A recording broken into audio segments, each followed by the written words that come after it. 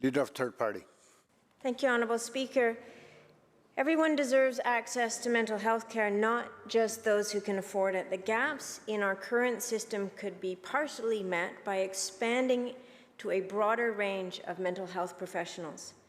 Unfortunately, unlike most of the rest of Canada, counsellors and therapists are unregulated in this province.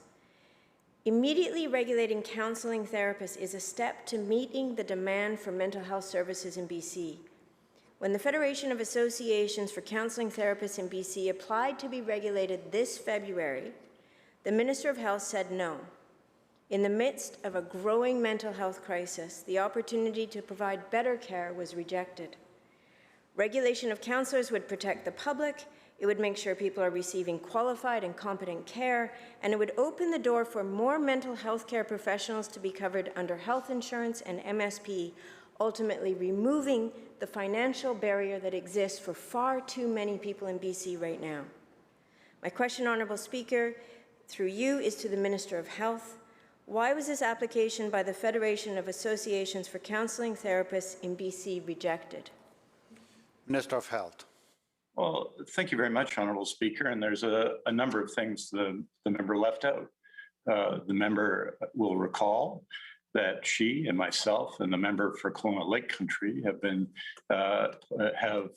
provided a report and a recommendation for changes to the way we regulate health professions in British Columbia, including the means to allow new professions to become regulated. And it's not just counsellors. She will know because she saw the same thousands of briefs that I did and took part in the same unanimous report that we put together. That other professions are looking to be regulated as well.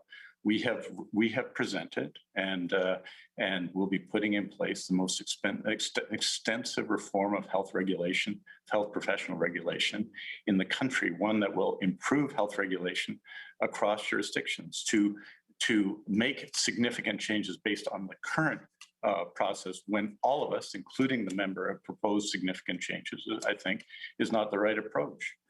We are making changes recommended by the member, by the official opposition, and by myself. Changes that will make it easier for new professions to become regulated and will increase standards, increase public transparency, increase public accountability of health professional organizations, and make the whole process more efficient and better for the public interest.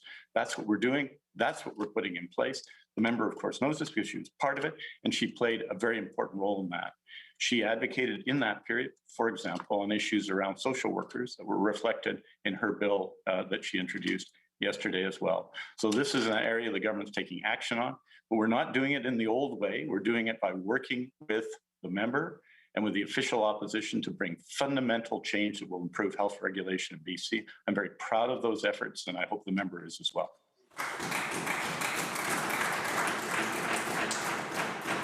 Leader of Third Party Supplemental. Thank you, Honourable Speaker. Indeed, I am also very proud of those efforts, which were an example of the kind of collaboration that we need to see more of in this legislature. Thank you.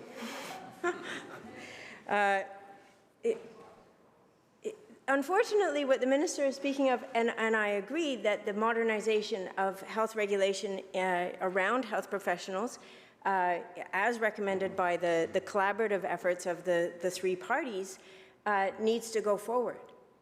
But at the same time, we are in a global pandemic that has behind it and already unfolding now another pandemic, and that is a mental health pandemic.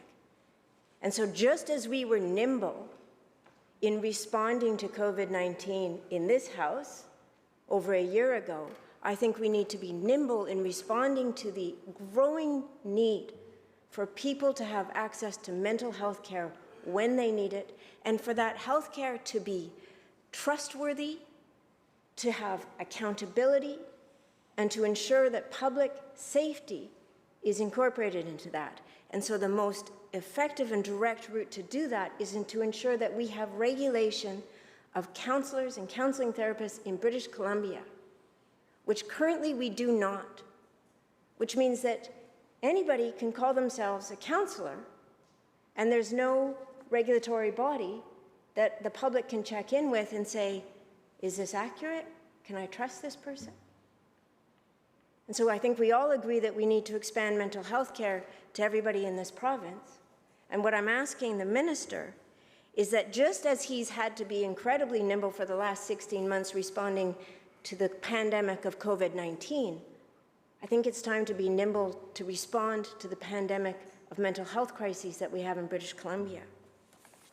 And so my question, through you, Honourable Speaker, is can we expect to see the urgency and the nimbleness that we need to see and see the regulation of counsellors in this province happen immediately?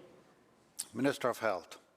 Well, I think you see that urgency in the actions of my colleague, the Minister for Mental Health and Addictions, every day. The efforts of the government to expand mental health and addiction services every day.